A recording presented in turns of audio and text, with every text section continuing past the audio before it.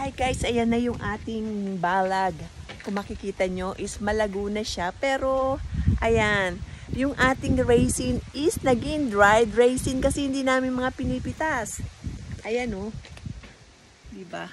Naging dried raisin na siya. Ayan.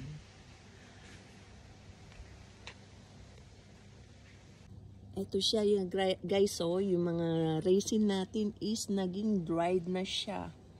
Kasi hindi naman namin pinipitas.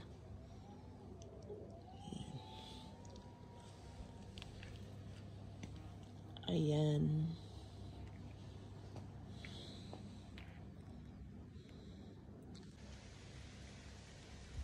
So, ayan yung ating at na-cover niya ng lahat.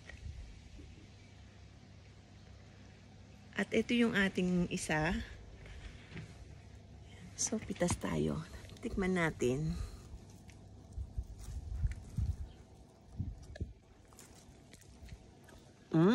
Matamis siya, guys.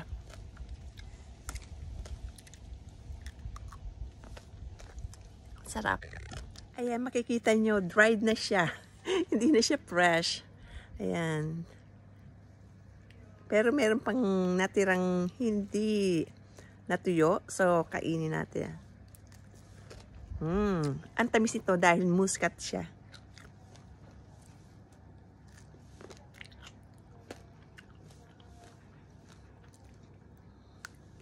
Ang sarap.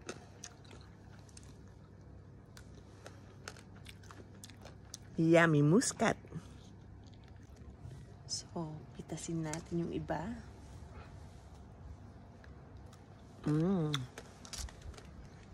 Yummy. Yummy sa. Matamis.